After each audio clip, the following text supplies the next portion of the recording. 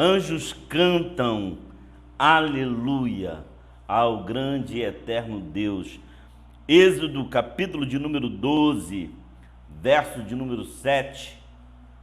Êxodo, capítulo de número 12, versículo de número 7, verso 8. E depois nós vamos lá para o versículo de número 26. Nós vamos ler Êxodo 12, verso 7, 8, e depois nós vamos soltar lá para o verso de número 26. Nos diz assim: a santa, inerrante, imutável palavra de Deus. Tomarão do sangue e o porão em ambas as ombreiras e na verga da porta, nas casas em que comerem. Naquela noite comerão a carne assada no fogo, com pães asmos e ervas amargas o comerão. Eu vou ler mais uma vez o verso de número 8. Primeiro no versículo de número 7. Com o sangue do cordeiro que foi imolado, vai se passar nas vergas, nas ombreiras das portas, em que eles estiverem reunidos, e que eles estiverem ceando, comendo.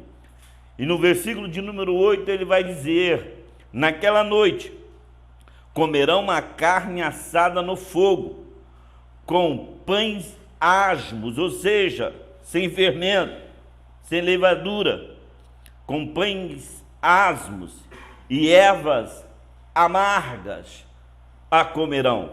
Verso de número 26. Quando vossos filhos vos perguntarem: que rito é este?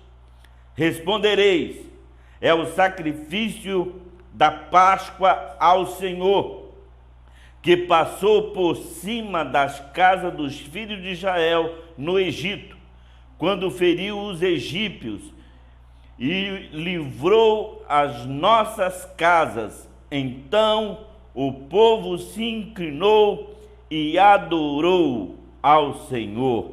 Amém, amém. Eu quero colocar algumas fotos para você antes de nós entrarmos na introdução desse texto, do local aonde se acredita seja o mais plausível, né? O local onde Jesus foi sepultado, onde ele foi crucificado, no lugar chamado Gólgota, e também o túmulo vazio em Jerusalém, em Israel. Nós vamos estar colocando ali a foto. A primeira foto é né? É o local, é a tumba de Jesus, que está escrito uma placa. Logo depois mostra a porta do túmulo, e esse túmulo foi esculpido numa rocha calcária, de José de Arimateia, que pede a Pilatos, no caso, o corpo de Jesus, e introduz naquele túmulo, que era um túmulo novo, zero, porque ele foi sepultado ali.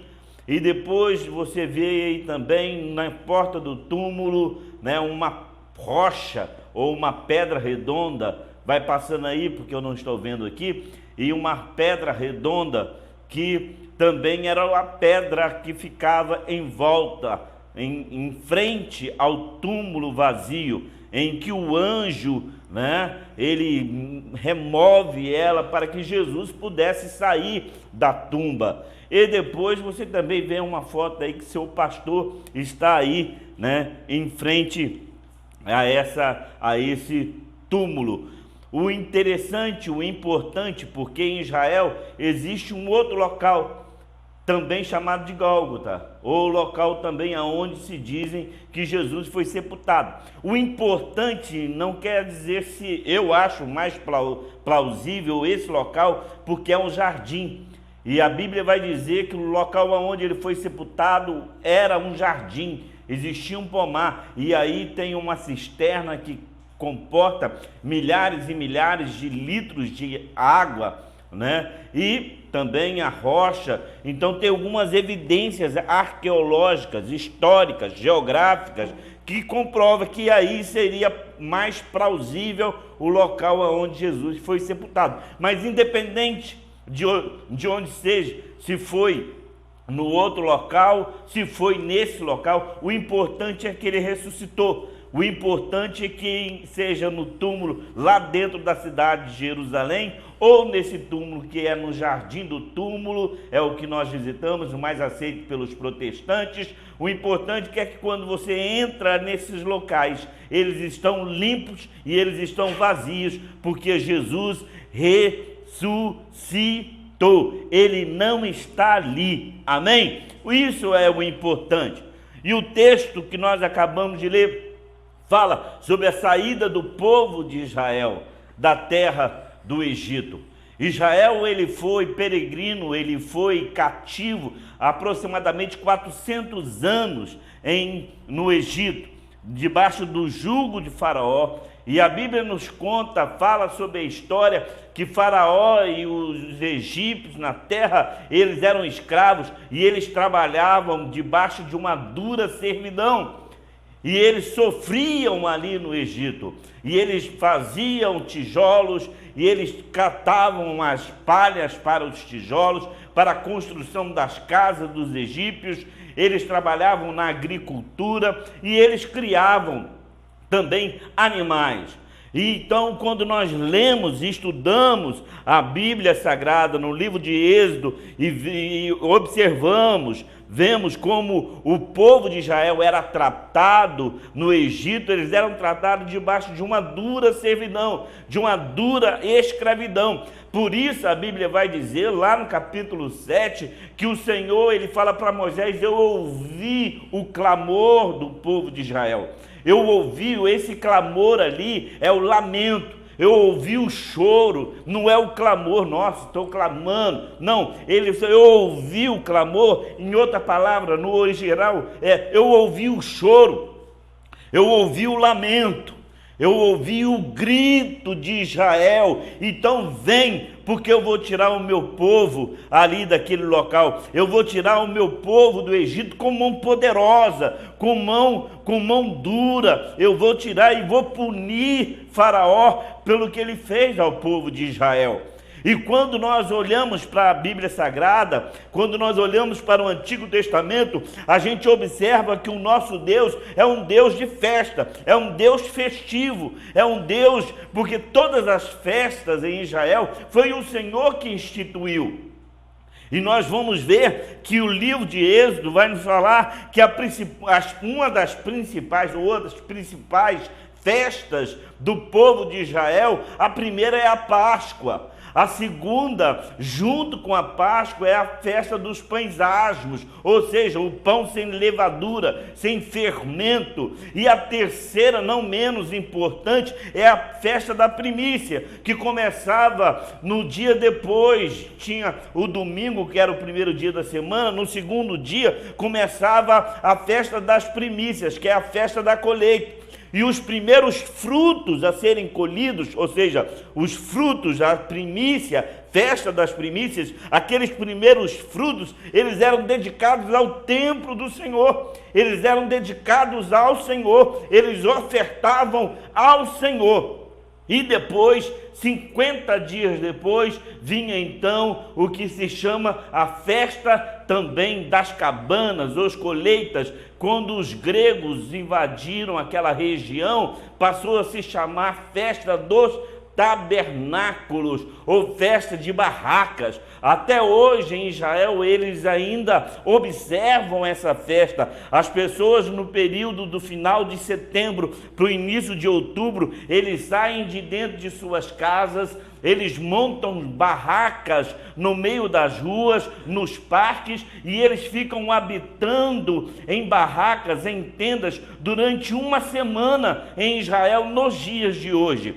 E quando nós vamos estudando esse texto, a Bíblia vai falar que eles tinham alguns ritos a seguir. O primeiro deles, ele vai dizer no versículo de número 7, tomarão do sangue e o porão em ambas as ombreiras, na verga das portas, nas casas em que a comerem. Naquela noite comerão a carne a carne assada no fogo, com pães asmos e ervas amargas a comerão. Que carne é essa? É a carne do cordeiro.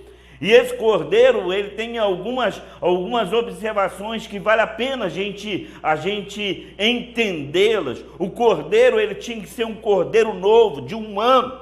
E todo esse cordeiro, ele representa a Cristo Jesus, o nosso Salvador, o nosso Senhor. Era um cordeiro de 1 ano. E a Bíblia vai dizer para nós, lá em Isaías capítulo 6, que um menino nos nasceu, um filho se nos deu, o principado está sobre os seus lombos. Ele nasceu, ele cresceu, ele viveu com 12 anos, ele passou pelo Mitzvah, e ele seguiu todo o rito, e toda essa característica do cordeiro nos aponta para Cristo.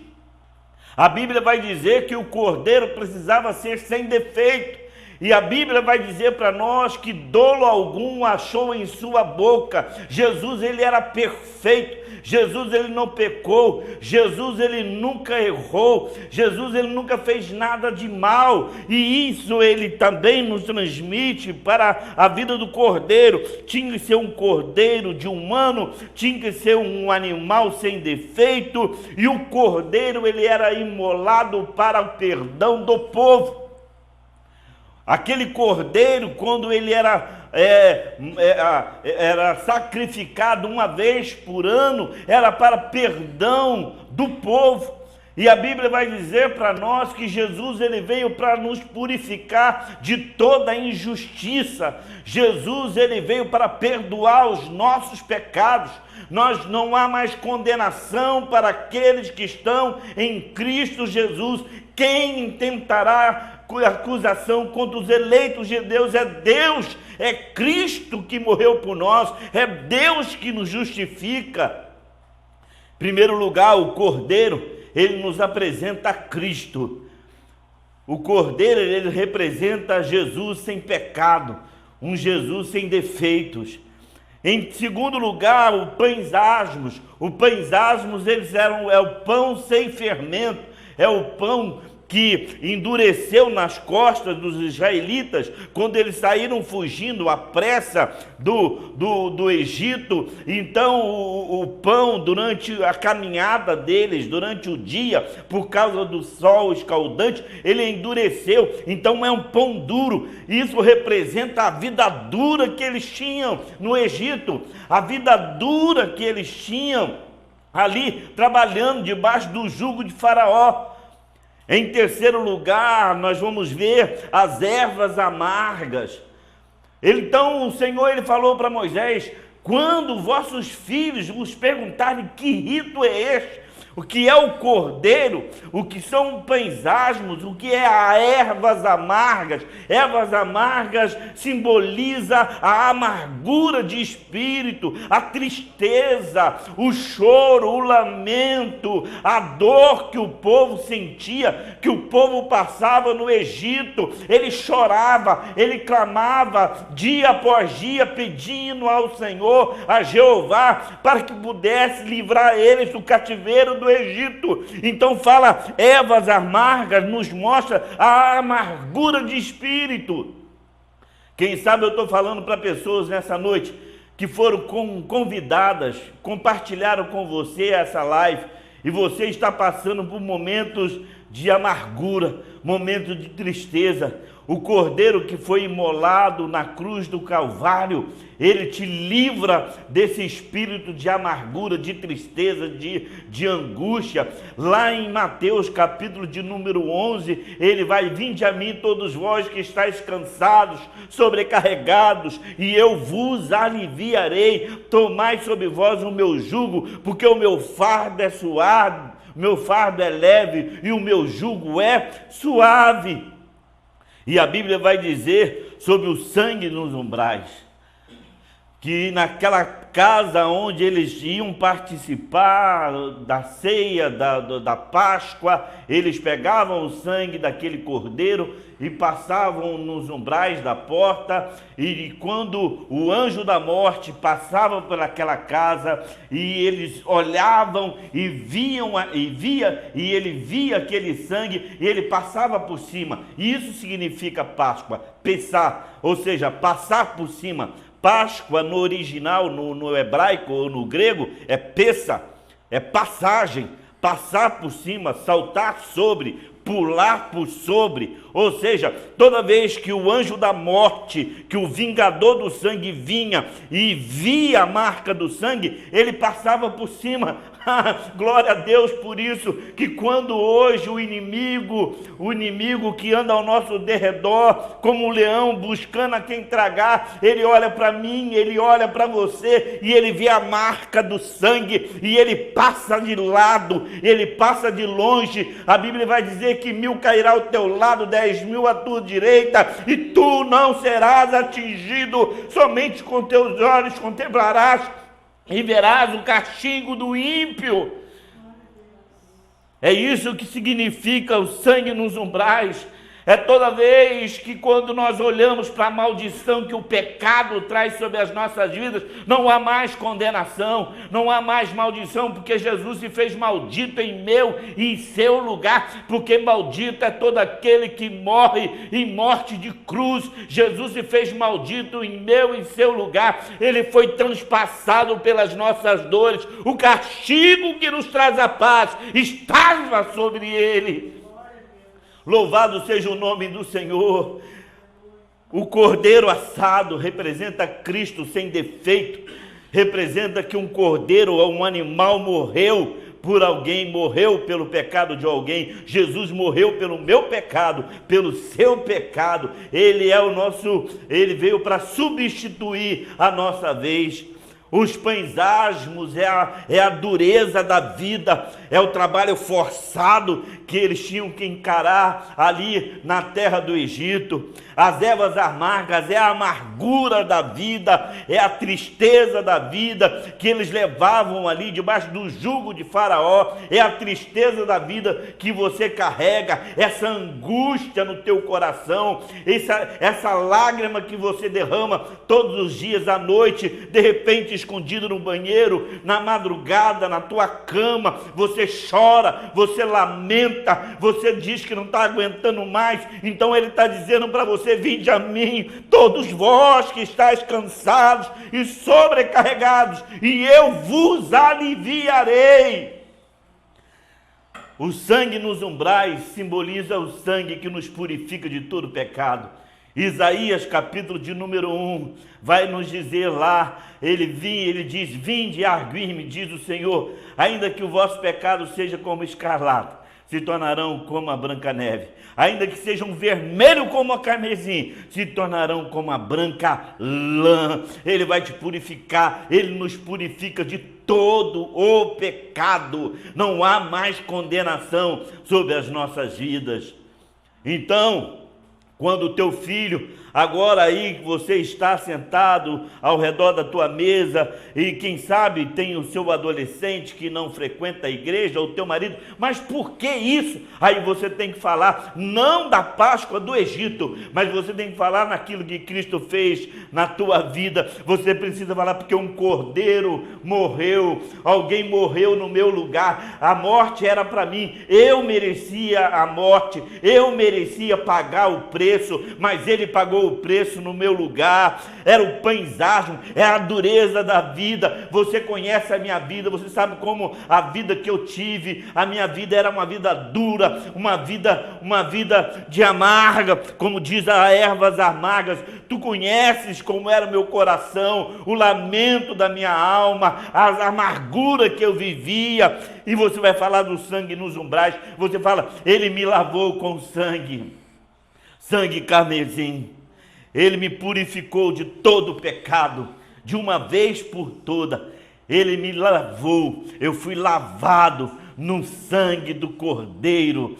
Aleluia! É essa a Páscoa que nós celebramos, não a Páscoa do Egito, mas pegando todo esse histórico e transportando ele para Cristo, porque tudo que o Antigo Testamento faz é nos apresentar a Cristo, é para nos levar a Cristo Jesus.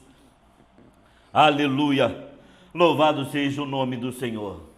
Meu amado, que nessa noite não seja mais uma noite só de Páscoa, que você passa sem meditar, sem refletir. Lembre-se do que ele fez. Ele era perfeito, ele não merecia morrer, mas ele morreu.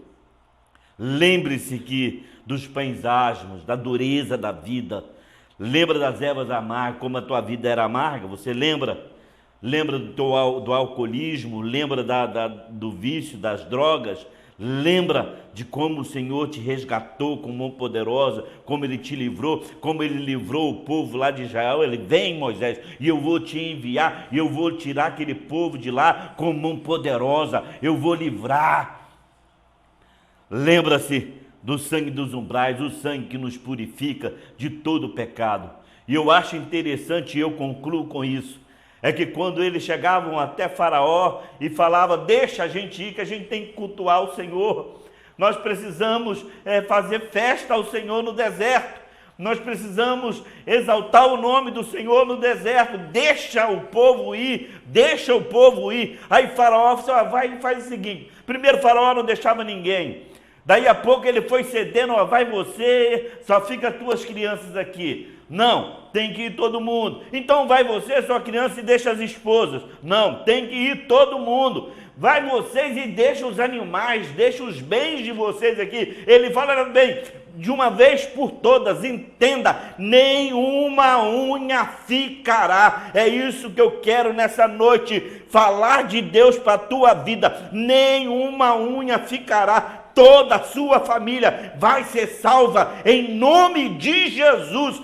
Nenhuma unha, nada vai ficar no Egito. O Faraó que é representado no sentido ilustrativo, que é o diabo, nada vai ficar debaixo da alçada dele, nada vai ficar sob o domínio do diabo, nenhuma unha ficará. Ele vai fazer a obra completa sobre a tua vida, e você vai poder dizer, igual a Josué: eu e a minha casa. Se vocês querem escolher servir a outros deuses, que os vossos pais serviram da lei do Eufrates, vocês podem fazer essa opção, mas eu e a minha casa, nós serviremos ao Senhor, o nosso Cordeiro Pascual. A Ele a honra, a glória, o louvor e a adoração. Nós somos salvos, fomos resgatados com mão poderosa da influência deste mundo. Louvado e engrandecido seja o nome do Senhor. A Ele toda a honra e um grande aplauso a Ele nesta noite,